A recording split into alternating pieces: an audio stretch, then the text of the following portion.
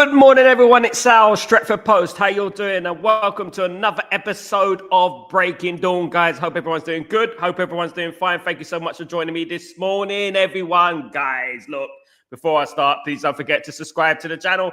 And please don't forget to smash a like on the video. And by the way, guys, this shirt is green. It's not light blue. It's not sky blue. Before you say it, before you start speaking, oh, you got city colors on. This is green. It is a green. It's green. It just looks blue on the screen because the lights are shining on it. Okay, guys, just to let you know, guys, absolutely, guys. Thank you so much for joining this morning, guys. Oh, calm. We got to try and stay calm, haven't we? At the end of the day, Newcastle United submitted a further bid of 80 million plus 10 million on add-ons for Benjamin Sesko last night, of course. Well, what do we do now? Now, let me just straighten this out, guys, at the end of the day. Whatever Newcastle offer, whatever offer that Newcastle put on the table, whether it's 100 million, it all depends on what Benjamin Sesko wants. If Benjamin Sesko wants Manchester United, it doesn't really matter what Newcastle offer. All that Newcastle are doing, all they're attributing to is basically elevating, saturating the price. That's basically what they're doing. So if basically Benjamin Sesko came out tonight or today or tomorrow, and it's expected there is an announcement tomorrow, by the way, and said, look, I don't want Newcastle. I only want Manchester United, which could quite possibly happen. It doesn't really matter what Newcastle do. It doesn't matter what fee they put on the table. This just goes to show you that they are desperate. They're desperate for this player. Now, look, you know what? I find it very ironic. I find it very hypocritical, the way Newcastle have been speaking over the last couple of months in regards to Mbeumo, when they were talking about how we only attracted Mbeumo through money and things like that. You remember that? You know, and lo and behold, here we are. Now, look, at the end of the day, it does depend on Sesko. It does depend on Sesko. It doesn't matter what Newcastle offer. The only thing this does is basically attract RB Leipzig and elevate the price. As I said, that's all it does. Because if Benjamin Sesko turns around tomorrow and says, I only want Man United, then basically all he's done is like, all Newcastle have achieved is basically raise the price of Sesko, because now RB Leipzig will be expecting a higher fee for Sesko. Because they said, well, Newcastle offered that amount of money. They've offered that amount of money. So, you know, why don't you offer that amount of money? And we all know that Man United are going to find it very difficult to go too high in this. And it's precisely what I said a couple of weeks ago. We do not want to get in a bidding war with Newcastle United. I do feel, however, this is obviously Newcastle's record bid, and that should be a lot because obviously Newcastle were the highest spenders in the 90s. They spent a lot of money over the years, by the way. So this is Newcastle's record bid. So will Newcastle go higher than that? I actually think this will be Newcastle's final bid. This will be Newcastle's final bid, and this is the line that we have to draw at the end of the day. 80, 90 million, obviously, it's going to come to a little bit, 10 million, probably two more. Do you think Sesko is worth it, most of all? Finally, do you feel that Sesko is worth it? Is he worth the money? Now, I want people to be calm. I know there's going to be a lot of people going angry, getting angry and stuff like that. Look, it's frustrating. I agree. It's frustrating. You know, we need to get these deals done and we're taking so long on these deals, you know, and we seem to be the only ones who get ourselves involved in this back and forth and stuff, you know. But Manchester United are waiting for Sesko. As I said yesterday, waiting for Sesko does represent a risk, to be honest. It does represent a risk. And look, to be honest with you, we're trying to not get into a situation where we spend ages negotiating with RB Leipzig and then Sesko chooses Newcastle. We're trying not to waste time. But doing it this way does represent a risk, just like it did with Mbeumo. Man United did use the same tactic on Mbeumo in regards to making him sacrifice himself to Manchester United and then do the business with, obviously, Brentford at the time. But there we go, guys. Thank you, everyone, for joining me this morning. I hope you're all doing well. Big up everyone in the house. I hope you're all blessed, my friends. I hope you're all blessed. Good to see everyone going strong, my friends. Good morning, John O'Connor. How you doing, my friend? Hope you're doing well. Are we going to bid? I think Man United are going to wait for Benjamin Sesko to make his announcement. Then Manchester United will bid. If Benjamin Sesko picks Newcastle, fair play to him. Let him go. We don't need that. We move on. We have to move on. And I would like to think that Manchester United have a contingency plan. I would like to think that we got a Mateta lined up, a Vlahovic lined up, someone of that ilk we got lined up so that we're not left in the dark in regards to everything. We need to have a plan, and that's what I would say. But I feel that once Sesko, this is what Man United are doing. Once Sesko makes his announcement, commits himself to a football club, either Newcastle or Man United, then I think Man United are going to make a move. I think what Man United are doing is very shrewd. It's intelligent, but it's risky at the same time because they don't want to go into negotiations with RB Leipzig, which is going to be difficult, guys, by the way. And then he chooses Newcastle after all the negotiation. Because you can agree a fee with RB Leipzig, and you can agree, and it can take ages. It could take a couple of weeks. But if Benjamin Sesko wants to go to Newcastle, that's a completely different scenario, isn't it? There's no point doing it. So you might as well get the announcement from Benjamin Sesko. Get the power. You have the power after that because you know that Sesko wants to come to Man United, and then you negotiate with RB Leipzig, of course. John, so do you really think Sesko will join Man United? I'm gonna wait until the announcement. I'm gonna wait till the announcement. My heart of hearts feel like this is not the end. It's not the end. As I said earlier, it doesn't matter what Newcastle offer. Newcastle will offer them what they want. If Sesko chooses Manchester United, he's coming to Manchester United. And if Sesko chooses to come to Manchester United after all this fiasco, fair play. Fair play. You got to say that, you know what, he's the player for us. But if he chooses Newcastle, what we have to say, guys, is let him go to Newcastle. It's as simple as that. What can we do? We can't do nothing about it. At the end of the day, football changes day by day. If he's run by money, if he wants to go to Newcastle, which are a big club in the Northeast, that's about it. Outside the Northeast, then no one knows who they are. I would say that good luck to him. Go for it. Lots of great strikers have rejected Man United to go to Newcastle, namely Alan Shearer. What did Alan Shearer win?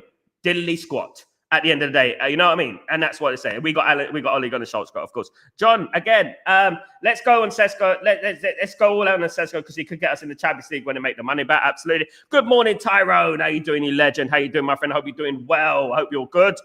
Big up yourself. Hope you're blessed this morning. Absolutely. Look, Tyrone, I think you messaged me on Twitter, as I believe, about you don't think we're going to get him. Look, at the end of the day, you said one thing which is true.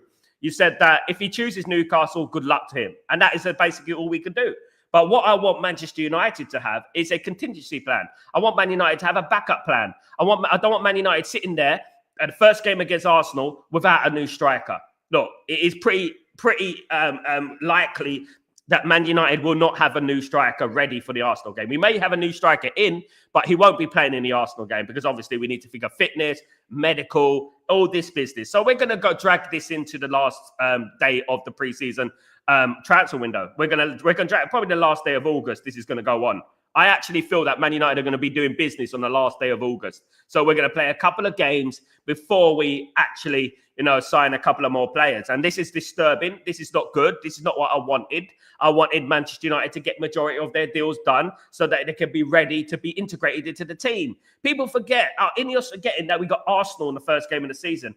Things could go pretty badly very quickly. Do you know what I mean? And that's what it is. And losing would just disrupt the morale again. I take you back to the Arsenal game a couple of years ago where Garnacho's goal was disallowed. Do you remember when Garnacho's goal was disallowed and at the Emirates and then Declan Rice ended up scoring and we lost the game 3-1?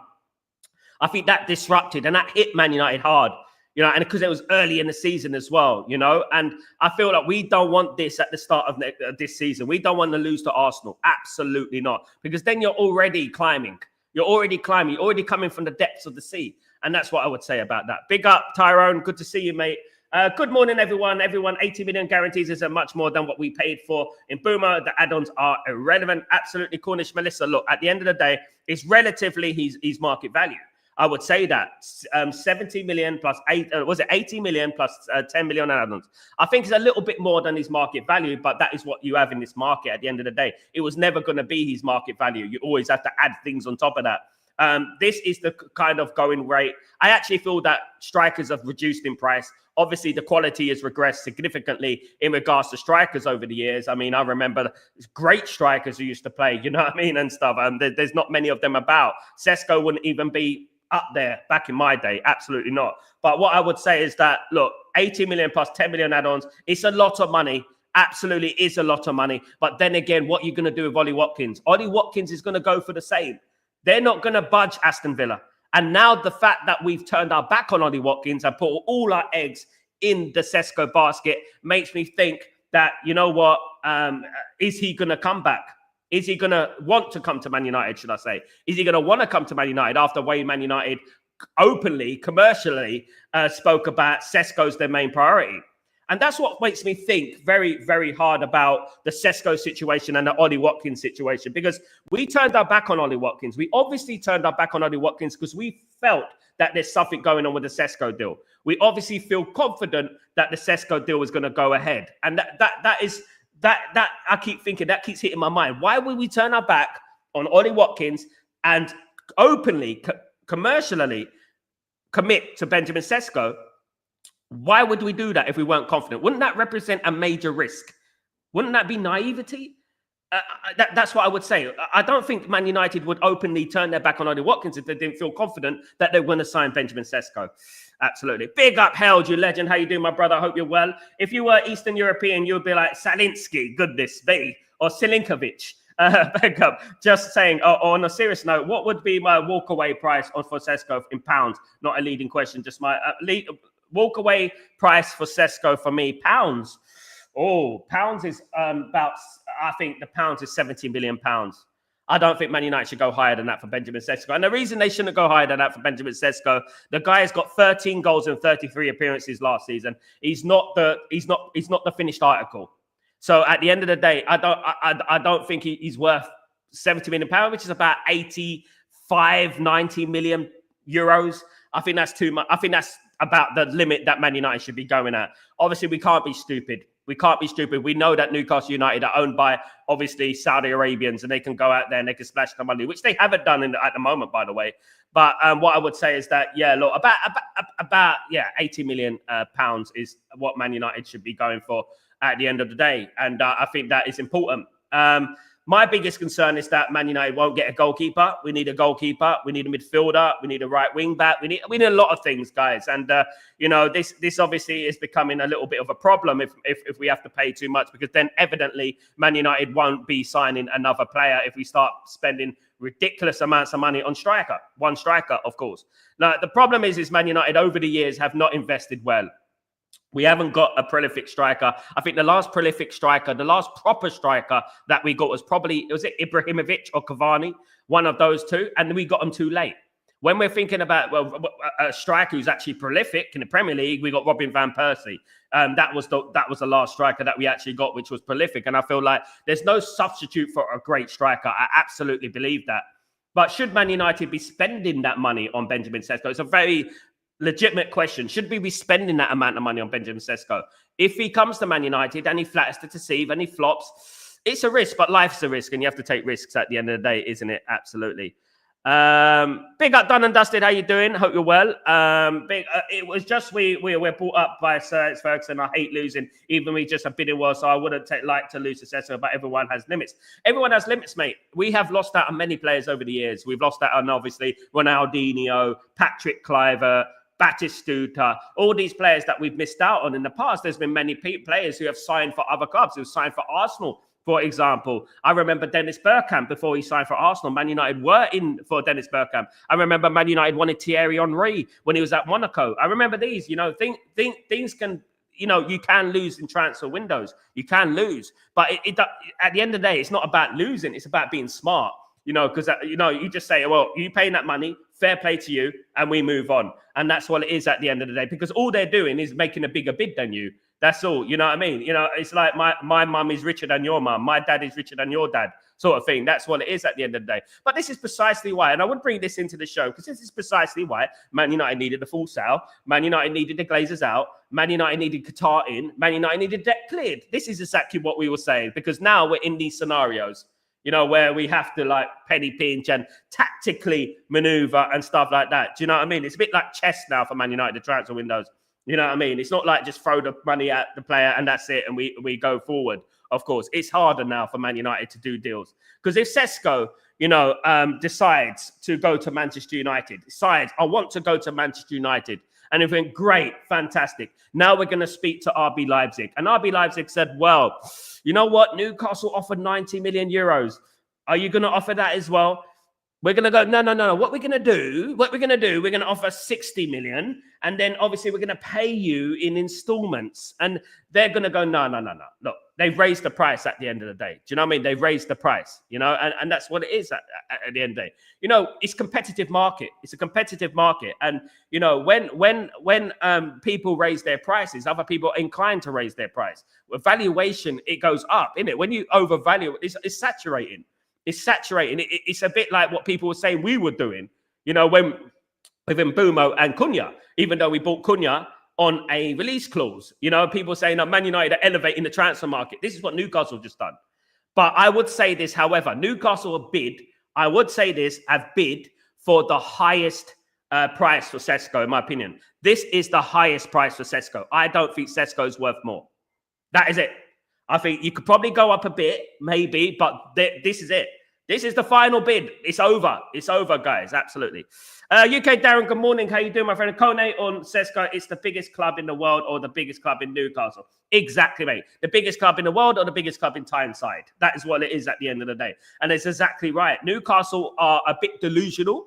They're delusional because they think that they're a bigger club than they are. I would travel miles. I traveled around the world, guys. I've been to Africa. I'm in the Middle East. I'm living in the Middle East at the moment. I've been to Asia. I've been to all over America. I've not seen one Newcastle jersey. I was born and raised in London. I've traveled the length and breadth of England. I've seen many games at Newcastle. I've seen lots of Newcastle jerseys. But other places in England, I've seen a zero Newcastle jerseys, nothing. I was in Naples a couple of weeks ago, Napoli, and I saw Man United jerseys. I saw Man United. I was telling my wife, walking down the street, right, and I saw this. I saw a Man. I said, "Is that Man United jersey?" I said, "Look, see," and I was saying, "You see this? Man United still are Man United at the end of the day. That is what Man United are." You know, Napoli are the champions of Italy, and we still see Manchester United jerseys in places like Italy. You know, it's unbelievable, isn't it? At the end of the day, that's what I'm saying. You see a Newcastle jersey, guys. I was shocked the other day when I saw an Arsenal jersey in Abu Dhabi, where I am. The first time I seen an Arsenal jersey in Abu Dhabi, right? I see Man United jerseys even in Man City territory, where I am, all day long. I see Man United jerseys. Everywhere you go, Man United jersey. I go to the airport in Cuba, Man United jersey. Everywhere I go. I've never seen a Newcastle jersey unless the guy is from Newcastle. And that's what I would say. I like you here in Nigeria. Big up my friend Rwanda. Big up Rwanda. How you doing over there, my friend? I hope you're doing well, mentor. Good to see you. Really great to have you on board. And I hope you're having a good day, my friend. And I hope you're blessed. My guy, thank you so much for joining the stream. Welcome to the Stretford Post community, my guy. Absolutely. Fun show. Do not let the Euro thing confuse you. 69.5 is a difficult add-on. Yeah, it's still about 5 million more than what Man United envisioned that we're going to be spending. 69.5 million. He's worth about 65 million pounds market value. But 69.5 million is, as I said, the going rate. Now, I agree with Funcho here, is that the Euro thing, it does make it look bigger. It makes the price look bigger. Isn't it funny that when it's convenient for them, they use the Euros to make it look bigger? But when it's Man United, like, you know what I mean? Because it's against Man United. If this was Man United, they'll be blowing out, oh, Man United are overpaying. Look at Man United, 90 million offer, blah, blah, blah, Euros. I wouldn't be surprised if people use dollars for Man United. Absolutely. I would rather go to Spectator and check in my vision before I accuse you of wearing light blue. Takes the real one. Absolutely. Thank you so much, mate. Even though light blue suits my complexion, I wouldn't wear light blue. But you know what? It's just a color at the end of the day. It's just a color.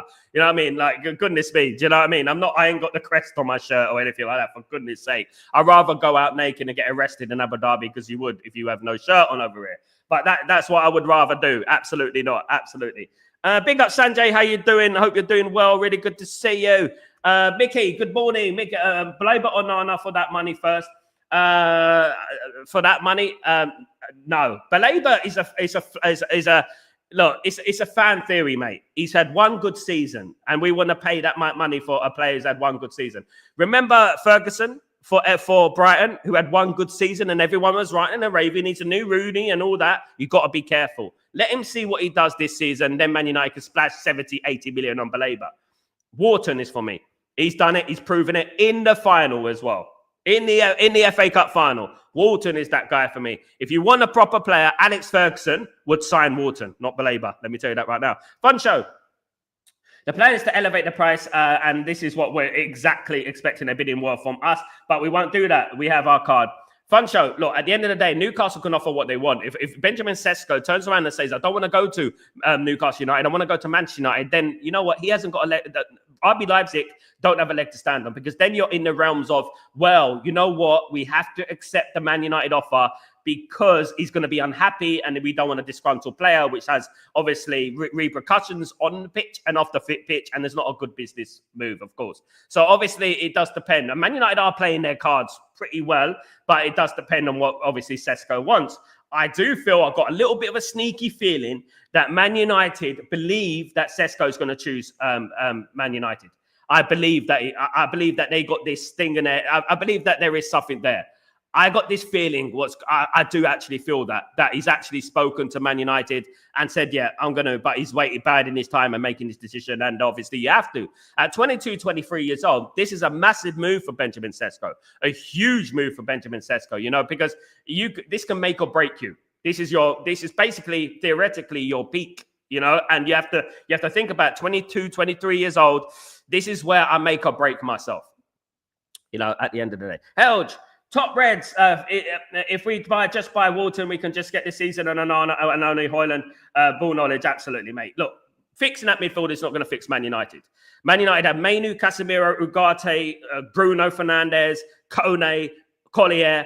It's not the problem at Man United. Let me tell you that right now. I know that a lot of people think it is the problem at Man United. It is a problem, but it's not the problem at Man United. Man United have many problems. Now, look at the Bournemouth game. Let me give you an example. And I want people to analyze football properly. Look at the Bournemouth game, right? Look at the balance. The problem at Man United is balance. That is what the problem is at Man United. Man United go into games like we did against Everton, unbalanced. And that's what happens. Diogo Dalot, Luke Shaw on that whole left side were rubbish. Right. And once you have a left side of the pitch, half the pitch, that is rubbish, it affects the central midfielders. OK, so I think Mainoo's good enough. I think Ugarte is good enough. I think these players are good enough. You know what I mean? At the end of the day, I think striker is a priority. A striker is a priority. And let me tell you why. Alex Ferguson signed Robin van Persie, even though he had an age in midfield and we needed to improve the midfield. Right. When Alex Ferguson was there. But no. He got Robin van Persie. He got Robin van Persie because he knew Robin van Persie could put the ball in the back of the net. That's what it was. And every day, what Alex Ferguson said when Robin van Persie signed for Man United, he said to every single player, even Rooney, get the ball to Robin van Persie, you'll put it in the net. And that is what football is all about. We overly complicate things. We think we got ball knowledge. We need a midfielder. Because everyone is saying we need a midfielder. Everyone's saying, oh my God, we need a midfielder. Man United have 6 players in midfield for 2 positions. Bruno's going to be guaranteed a position. So we have 5 players for 1 position. So there you go. Why are we going to go in for that? These players are talented. Ugarte had the best ball recovery in Europe a couple of years ago. So what's going on there? You know, so at the end of the day, look, we can all talk about we need a midfielder and we can act like we got the ball knowledge that is going to change Man United. It's not going to change. It's not going to change Man United's fortunes. Man United need a lot more than that. No position at Man United is bigger priority than any other position. There's no point having a great team if you've got a goalkeeper as soap as hands. Do you know what I mean? Absolutely. Big up Yale. Good morning. Hope you're doing well. That's what Newcastle are saying. Also, they want Cesco to choose early 24 hours. We got until 20. I think tomorrow we will get a proper decision. Maybe. Hopefully we'll get a proper decision. Obviously, there's rumours that Benjamin Cesco will make his announcement tomorrow on what he wants. And if he wants Newcastle, fair play to him. Let him go to Newcastle. We move on. And that is important, right? We have to just move on from it. And fair play to Newcastle. Best of luck. And that's it. And you know, if he chooses Man United, great. And basically what Benjamin Cesco has come out and said, Benjamin Cesco has said, basically, he wants assurances from Manchester United that they can afford the financial package that he is being sold for. So obviously, Benjamin Cesco wants Manchester United. He's leaning towards Manchester United, but he wants assurances, guarantees that Manchester United can afford the price of him. So that is basically what it is. So it's a bit of a double-edged thing here. Because look, Man United want him to announce that he wants to go to Man United, but Cesco's turning around to Man United and saying, look, that's great. I want to come to Man United. I'm a Man United fan, but can you afford me? That is what Cesco's saying at the moment. So at the end of the day, if Man United turn around to Cesco and say, well, that's a little bit too much, we don't think we're going to be doing that deal, then he's going to choose Newcastle. It is down to Man United. The ball's in Man United's court, and obviously I believe that Cesco wants Man United. Cesco is leaning towards Man United. He wants Man United. But Cesco, as I said, wants assurances from Man United that we can actually afford the price. And that is important as well. Good morning, Muddy. How you doing, my friend? I'll be doing well. Morning, sir, bro. What is the hell is going on with this Cesco deal now? Look, as I said a week ago, I said, prepare. I said, prepare yourself. Hold on to your seats. I did say it a couple of weeks ago that this deal is going to drag on. And this deal will drag on to the Arsenal game. All the way up, another couple of weeks. We're going to be going back and forth. I hope, however, that this is the last bid that Newcastle pull in. But however, having said that, if Cesco chooses Man United again, then it's no point, is it? As I know for a fact that Cesco has spoken to his agent, and his agent has communicated with Manchester United that we have to have guarantees that we can afford Cesco. Cesco wants assurances from Manchester United. Cesco is leaning towards Manchester United. He is. But at the end of the day, if we can assure Cesco that we can afford the price, then Cesco's not going to sign for Manchester United. And that's what we have to understand. We have to understand the human element here. They want stability. They want to know that if I reject Newcastle, that could be my last chance of signing for Newcastle. So look, at the end of the day, Man United, can you afford the price? Can you bring me in? And that is the thing, of course. Absolutely. Michael, what's going on, my friend? I'll be doing well. Good morning from Royston in Hertfordshire. I love Royston. I big up Royston. Absolutely. I haven't been there for a long time. I think I went there about 10 years ago.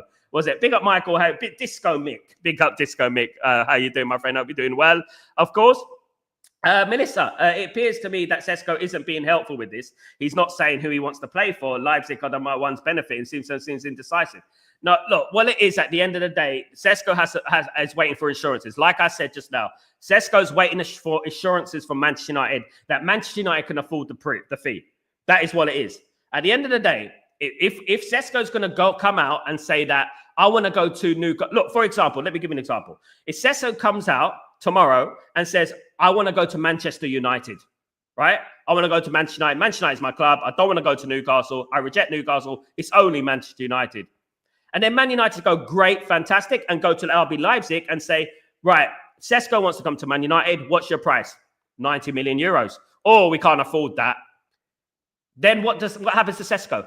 Cesco could miss out on his dream move to the Premier League. You know what I mean? And that's what we have to understand. Do you know what I mean? We have to look at it on that point of view.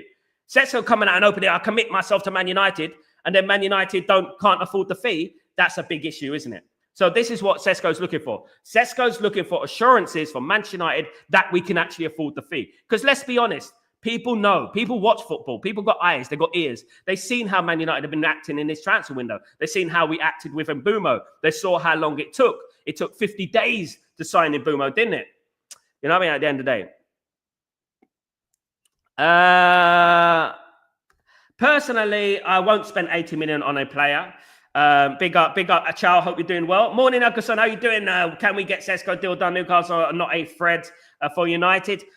Look, we're going to have to wait and see. We're going to have to wait and see to the announcement, of course. Big up GK, Vlahovic offered to us. Now, guys, I want to talk about, obviously, Dusan Vlahovic. There's been a lot of snobbiness going around in regards to Dusan Vlahovic. A lot of people saying he's rubbish. A lot of people saying he's not good enough for Man United. Look, you don't get into the position that Dusan Vlahovic is in if you're a poor player. Dusan Vlahovic is a very good player, guys. Let me tell you that right now. Is he my top choice? No, he's not my top choice. But at the end of the day, when you're thinking about Dusan Vlahovic, you look at his goal record, you look how good he is, that, you know, he's a very, very good player and obviously would represent a cheaper option for Manchester United. And quite possibly, Manchester United could do a deal again with Rasmus Hojlund. That is another thing that Man United could possibly do.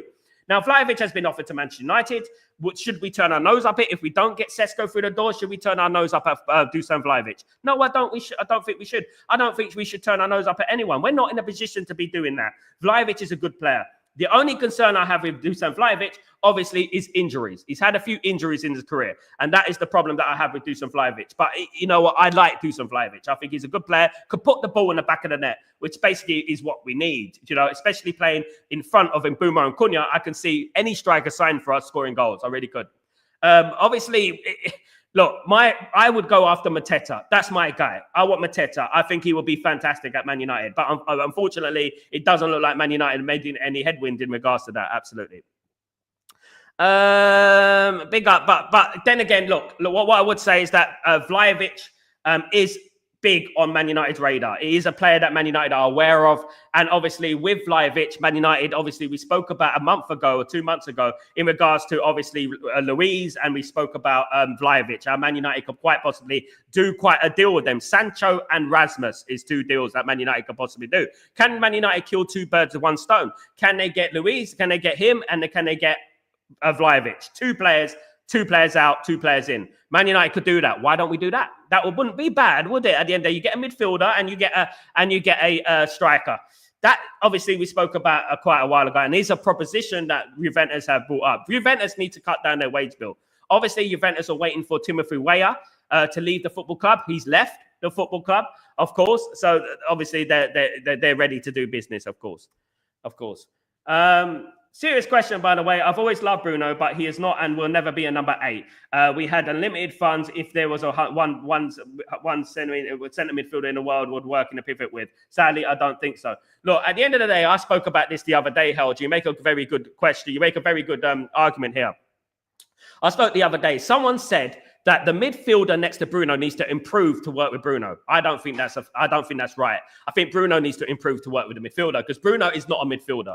Bruno's not a number 8. Now, look, I watched a lot of football in my life. I like to think that I have a legitimate opinion. Since the late 80s, I've been watching Manchester United. I've seen some great midfielders at Man United, from the likes of Brian Robson, Roy Keane. You know, I've seen these players play live. You know, and what I would say, guys, is that, you know, I think Bruno's a decent player. But I think when the going gets tough, I don't think he's the guy that you want in the trenches. I don't. I think the problem with Bruno, I think the captaincy has harmed him a little bit. I think it has taken a lot from his game. I think he's got this overriding burden of responsibility that I think affects his game. And I don't think it works. But look, I told you, I said it the other day. I said it after the game against Everton. I said that, you know what, why is he blaming people? Like, he just kicked the ball out in touch and he's blaming Mbeumo. He gave the ball away to Everton and he's fighting with an Everton player whilst Everton go and score a goal. That's not a captain for me. And we have to look at things realistically. We can't be looking at things from a perspective of he's my favourite player, he's player SC, look at his stats. And like I said, football doesn't work like that. Football doesn't work like that. I did say it yesterday. You could bring in Andy Cole, Ole Gunnar Solskjaer, Teddy Sheringham, you know, Dwight York into that team and play them all together. They'll have more stats than Nicky Butt. But Nicky Butt will help with the balance of the side, wouldn't it? You know, at the end of the day, he helps with the balance. So you can't play all the players. Yeah? Just because he's your favourite player and he's stat padding and stuff like that. I personally believe Man United need to move on. I think that I'm being honest, guys, and I'm not saying it. I worked with Bruno's family. I've worked with his brother. I know his brother. I'm not saying this in a place of bitterness or hate. I'm saying this, right, guys. I think that Man United need to move on from Bruno. And I said that for a while now. I don't care about the penalties and the stats. I don't care about that. The captain of the ship that came 15th. At the end of the day, if I was sailing a ship that's going to New York and it sinks, right? The captain is partly responsible, right? So at the end of the day, I think he's partly responsible for what happened last season. People say, "Oh man, United would have got relegated with that," but no, that's not a fact. That is not a fact, is it? That's an assumption. You know, that's a hypothetical scenario. It's not. Man United might have been a better team without him, you know? And this is the whole thing, isn't it? And this is what I would say. But you know what? He is at Man United. He's going to play at Man United this season. He's going to stay at Man United this season. And obviously, we have to back him and we have to support him. And I hope he does well next season. Now, guys, in regards to the striker situation, obviously, Erik ten Hag has been looking at Man United, finally, has been looking at some of Man United's players. Some of his players, some may say. Rasmus Hojlund is one of them. Erik ten Hag has inquired about the possibility of signing Rasmus Hojlund. Now, this becomes difficult, isn't it? Because Manchester United obviously have Rasmus Hojlund. Rasmus Hojlund is basically like a bag of jewels, you know, in regards to going to other clubs and signing Sesko or signing, obviously, Vlahovic and that. He's the one that they can use. You want Rasmus, you know, but Erik ten Hag has inquired about the possibility of signing Rasmus Hojlund. Now, look, you know what? It depends, doesn't it? Rasmus Hojlund is going to be worth around, 30 to 40 million euros. And he has to be worth that because obviously the FFP and PSR, if Man United is selling for less than that, it's going to affect our FFP and PSR going forward. So Man United have to sell him at a certain price. Can Leverkusen afford that? That is the issue here. Can they afford the transfer? They have sold Frimpong, of course. They have sold a couple of Florian Wirtz as well. They've sold a few players there, so they should be able to afford a player like Rasmus Hojlund. And obviously, Erik ten Hag is a big fan of Rasmus Hojlund, willing to pay 80 million for him, of course, back in the day, of course. So Rasmus Hojlund to Leverkusen is a big possibility, guys. That can be a scenario going forward. But Man United do need Rasmus at the moment, especially if we don't sign any strikers. God forbid, then we're going to have to start with Rasmus in some games, and we're going to need a squad, ain't we, of strikers, because we ain't got any of experience. Obo, good morning. Newcastle United, I just say Newcastle, is spoiling everything by bidding that high Sesko. I want to say that Man United can pay that kind of money to Leipzig in 5 installments. Obo, you make a good point. That is what Manchester United could do, mate. They could pay it in installments. They could do that. But we're going to get into a situation here where it comes to next season, next summer, and Man United are not going to do any business, right? Right, and let's say, for argument's sake, right, that Man United have a terrible season next season, right? We get a new manager in, right, and basically this is only hypothetically speaking, right? I hope we're not. I don't think we will. And we get a new manager in, and then next summer comes, and they're like, oh, but we still owe money for Mbumo. We've got to play Mbumo every month, and we've got to play Sesko every month. We've got to play this player every month. And Man United are going to start using them excuses. And then we're going to slowly increase the debt that we're already in. You know what I mean? And this becomes a problem. We still haven't paid off Sancho's fee. And this is where we're going with this. It is a little bit precarious. However, you have to take a risk. I do agree with that, Obu. And I do feel that if Manchester United get Sesko on installments, we're going to have the fingers crossed, goodness me, divine inspiration. We're going to have to hope that it works. Absolutely. Sesko wants United. He does. It's up to Man United, though. Sesko probably goes to Newcastle. Offer is too tempting to walk over. It doesn't matter, Debasas. What matters is that if Sesko wants Newcastle. If Sesko doesn't want Newcastle, then it doesn't matter what Newcastle offer. The only thing Newcastle have achieved is given the expectations for RB Leipzig to increase the price. That's it, of course. If this goes wrong for us, let's get Gonzalo Ramos to PSG, long loan if necessary. Big up Cornish Melissa. We spoke about Gonzalo Ramos, absolutely big player. Of course, me and Helge, we know a lot about Gonzalo Ramos, of course, guys. Gonzalo Ramos had a controversy, by the way. Something happened behind the scenes, which was a little bit graphic, guys. So at the end of the day, if you know what happened with, obviously, Gonzalo Ramos. But I'm not going to paint him with that brush. I'm not going to say I wouldn't sign him. I like Gonzalo Ramos. When Gonzalo Ramos was at Benfica, I was vying to get Gonzalo Ramos. I think he's a very good player. I don't know why we're not looking at him. I really don't. But if you're looking at Premier League proven, absolute monster, underrated, I'm looking at Mateta all day. That's who I'm looking at. And I don't know why we ain't fighting tooth and nail to try and get that transfer. If a player does not United, we move on to a player that club United forever. God bless you. God bless you, Miles. Good to see you, mate. Really good to see you in the house. How are you feeling, my friend? Hope you're doing well. Really nice to have you, as usual. Your great comments, your lovely comments, of course. Helge, Colomani is a Matisse Tell in the future. They are so similar. Good technique. Looks slick, but allergic to scoring goals. Too slow, player left-footed, not prolific enough, and striker hard pass. Look, I look at, obviously, Colomani. Wasn't he the one who missed the chance against Argentina in the World Cup final? Now, look, every time I see that chance for Morani, it makes me think. If it was Eric Cantona, for example, let me know. I don't like to paint him with that brush, but Eric Cantona. Let's say if he was Eric Cantona would have lobbed the goalkeeper in the World Cup final. That's what a great striker would have done. It would have just lifted it over Emi Martinez or placed it in the corner. He hit it hard. And when players hit the ball hard, there's nothing wrong with hitting the ball hard, but looking down, hitting it hard. I mean, it reminds me of that's what Rasmus does. He looks down and hits it hard.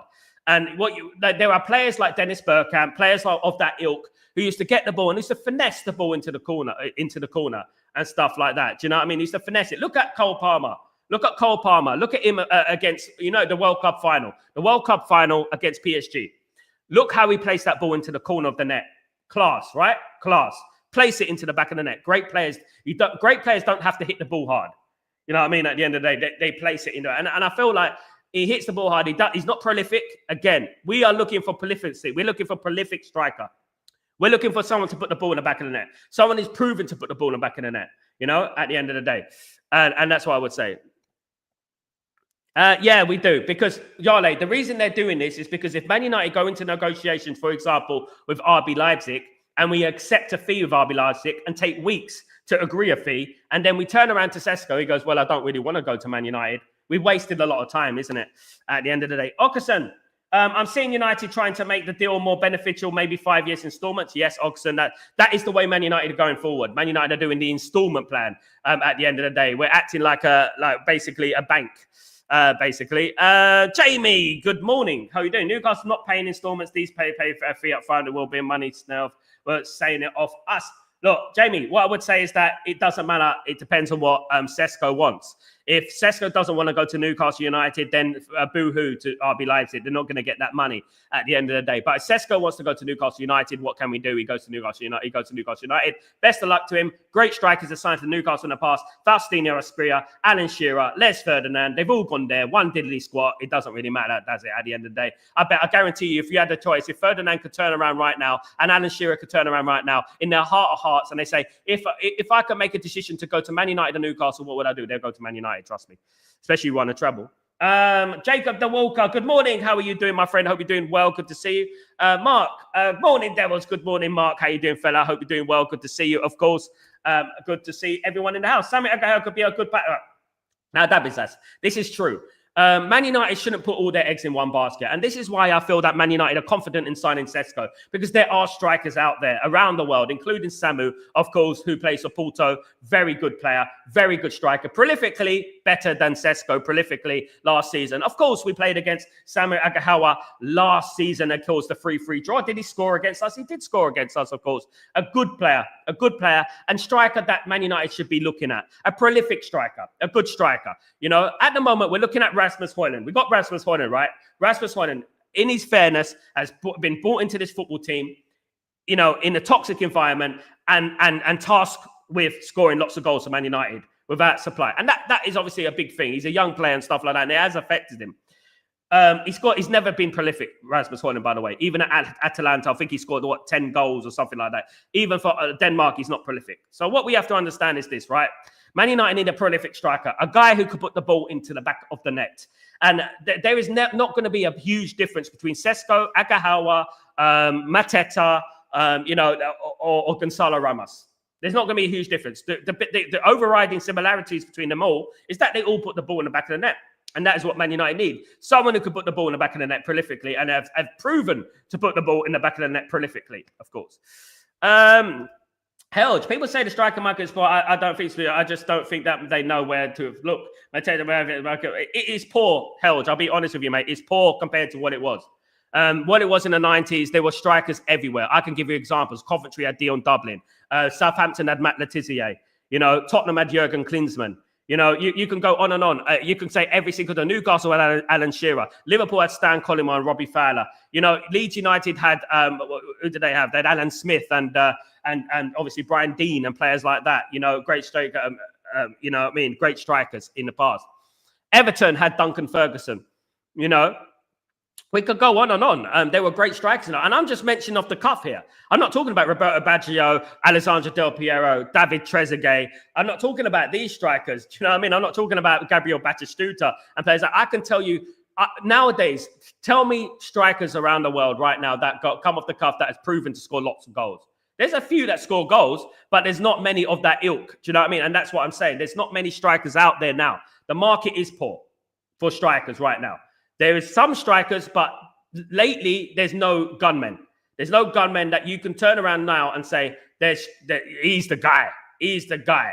He's going to score me 30 goals a season. There's only a few. There's only a few players that can do that. We got held. Obo, I demand for Cesco to act maturely and choose one club and stick to that. I don't care whether joins Man United or not. All I care about is a new striker. Big up Obo. Of course, big up Obo. Held. It feels like our board is viewing it like Watkins is too expensive. So if we don't get Cesco, there only exists two more strikers in the world, Calvert-Lewin and Vardy. I hate the ball. That is true, Helge. I agree with that 100%. That is true. There's Gonzalo Ramos, There's Mateta out there that we could possibly sign, which are good players. Vlahovic, we could possibly sign. Go to Italy, go to Spain, look for a player, find someone. Find someone. There's players at Barcelona that don't play who are good strikers and stuff like that. Go and get someone. If you can't find... This is the thing. I don't want us to be going into Vardy and Calvert-Lewin. I don't think we will. I don't want us to be going into Calvert-Lewin Vardy territory. Bloody hell, God forbid, no. But yeah, you're right to a point, Helge, absolutely. Big up, Lee. Good to see the Newcastle fans. Rife in the chat, of course. Good morning. Good morning. I don't know how they say good morning in Newcastle. I don't know. Good morning. Absolutely. Good morning. British Bulldog. Good morning, Sal and chat. How you doing, British Bulldog? Hope you're doing well. Really good to see you. Mark, I like the Cesco, but he's not giving me the Mbuma and Cunha hunger to be a devil. Just say I only want United. Or say, as I said, Mark, like I said earlier in the show, he's being very calculated. He wants assurances from Manchester United that Manchester United can afford the fee. That's what he wants. If he comes out and says, I want Man United, this is all I want, I've always wanted Man United, I don't want anyone else, then Man United approach RB Leipzig, and then they say, well, we can't afford you, then look, what does that make Sesko look like? Makes Sesko look like a prat, doesn't it? And that's the thing. That's what we have to remember. You know, we have to look at it from the player's point of view. We have to look at it from their point of view and not just say that, oh, you know, he needs to make an announcement now. He wants assurances from Manchester United that Man United can afford the fee, which is fair enough. Helge, we shouldn't have learned to go away from expensive deals. Sancho, Maguire, Antony, just say, nah, it's too expensive. We'll buy someone else. We are the tunnel vision for Sepi. Absolutely. As I said many times, Man United are very tunnel visioned in the way they do deals, Helge. And this has been a big problem for the last few years. Man United concentrate on one target and they don't want to go after anyone else. My biggest fear is this, is that we concentrate on Cesco and then Cesco rejects Man United and then we're left with where we're going to go now, you know? Absolutely.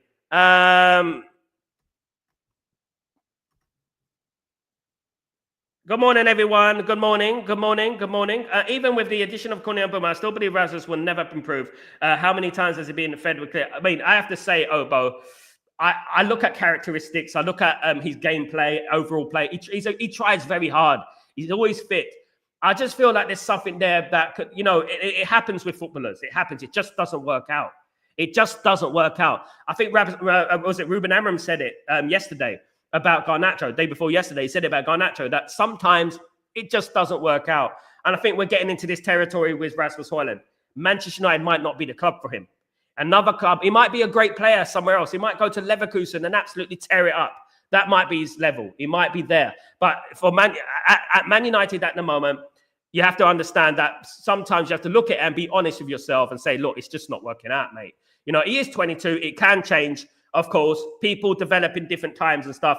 But now when you're getting to the ages of 22, 23, and he did prove it in his first season. He scored 16 goals in his first season. So obviously we can go back to that and look at things in a fair way, you know. But last season, you're only as good as your last season. And last season, he wasn't good. And, you know, what I always like from a striker, and what I've always said about a striker, you can not have any balls in your feet.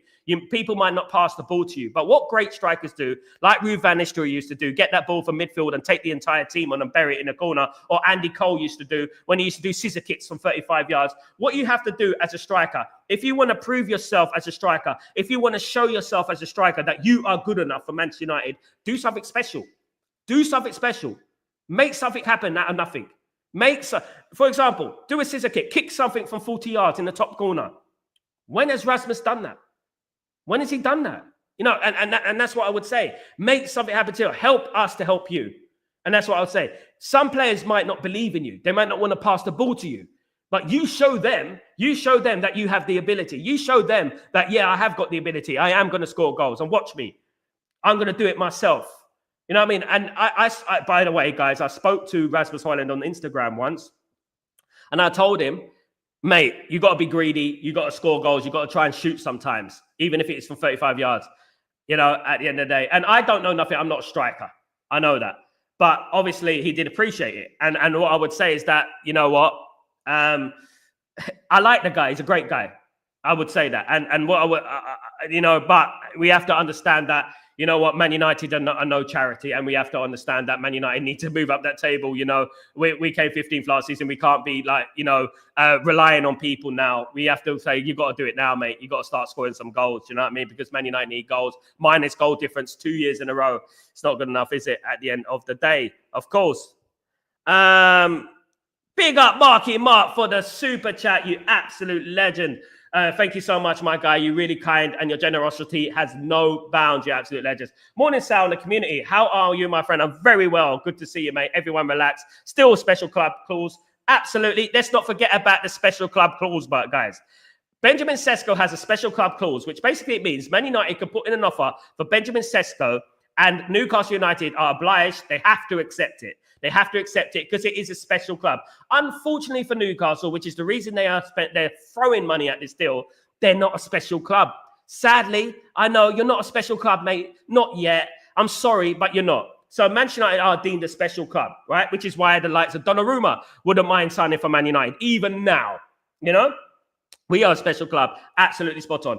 Absolutely. Newcastle is just looking desperate. Newcastle are desperate. Newcastle are desperate. Newcastle are not Manchester United. Newcastle could come top 4 for the next 10 years. They would not be Manchester United. And Man United could come 10th for the next 10 years. They still wouldn't be Manchester United. And that's what I say. You can have your sugar daddies. You can have what you want. We have the prestige. We have the history. We have the heritage. That's what we have. You know what I mean? You have, I love it if we beat them. Love it. That's what you have. That's your heritage. So there we go. Absolutely. Newcastle are just desperate. Big up Kenny. Absolutely. Absolutely. And don't get me wrong, I still want Sesko, but just like I play a devil's advocate, absolutely, it's good to have devil's advocate sometimes. Of course, it's a Stretford Post. £70 million, we shouldn't do more than that. Evan Nilsson from Bournemouth, lots of other bunch. Oh, yeah, guys, did you see Beto against Man United for Everton? I mean, I thought he looked very impressive. Myself, another striker there. Look, at the end of the day, look, I said it, guys. Man United are not looking hard enough. They're not looking hard enough, Hellshell. There's not the same pool of talent in the world of strikers as there used to be. Of course they're not. The striker market is poor. But what I would say, there is players out there. If you went to Brazil, if you went to Argentina and countries in South America, you will find great strikers out there. You will find them. You just have to look. You know, you just have to look. Unfortunately, I don't think Man United are looking that far. I think Man United, as we said many, many times, Man United are very tunnel visioned in what they're doing. They're looking at, like, for example, Sesko. Sesko's who we want. We don't want anyone else. That's the guy we want. And that's what it is at the end of the day. But again, look, I want to bring a bit of positivity to end the show, of course. I want to say this, right? We have a special release clause. Of course, we're a special club. Let me just repeat that. We're a special club. So this could probably go on and on, an Ariston. This could go on. And basically, this could probably last until, as I said a week ago, this Sesko deal will drag on until the Arsenal game.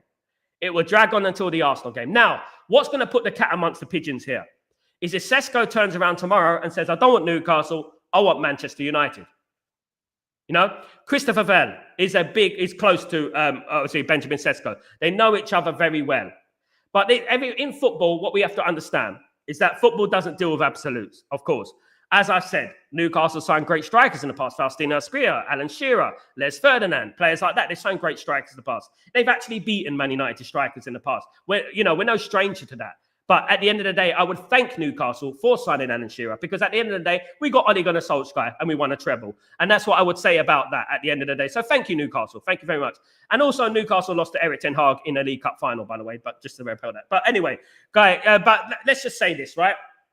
If Newcastle do get Sesko, and football, we can't decide what happens in football. Football's like this. Football, it does slap you on the face with a wet salmon, you know, and sometimes. And you have to take it and move on. Say, best of luck. You want Newcastle, best of luck. Go there, your choice. That is it. And move on to the next player. And that's what Man United should do. You know what I mean? All right, you know what? Go to the barcodes. You're going to get checked out just like a barcode very, very soon. Goodbye. We're going to someone else. And that's it at the end of the day. Big up Helge, big up Brian. Good morning. How you doing, my friend? Hope you're doing well. Good to see you, of course. David, I believe Vivell must be doing something behind the scenes. He knows Newcastle's desperation. Absolutely. Look, at the end of the day, Man United have all the tools in their armor, apart from obviously the cash that Newcastle have been, that they're owned by Saudi Arabia. Man United have all the tools in their armor. They have the people who know Sesko. They have obviously Vivell. People were talking about Jurgen Klopp and stuff like that. It's absolute myth. But they have Christopher Vivell, who knows Benjamin Sesko personally. He knows Benjamin Sesko personally. So that could be a huge chink in our armor. That could be something that, you know, is going to help this deal. This is why I'm thinking, and guys, I repeat, you know, we turned our back on Ollie Watkins to solely concentrate on Benjamin Sesko.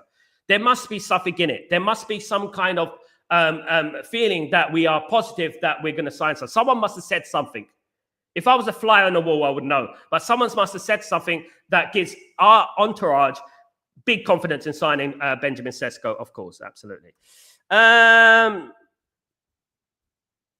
We turned our back on Benjamin Watkins and Vlahovic, dude. I hope Ineos don't make Merto madness. Big up, my friend. Exactly, Mark. Absolutely. Big up, Marky Mark, my friend. Absolutely. Good to see you, brother. Sesko must take away all the noise and declare, I want to be a devil. As we said, it's up to Man United, Mark. It's up to Man United to give Benjamin Sesko assurances that we can afford him. And this is what it is. People are not thinking that, you know what, he might want Man United to give him assurances. He might support Man United.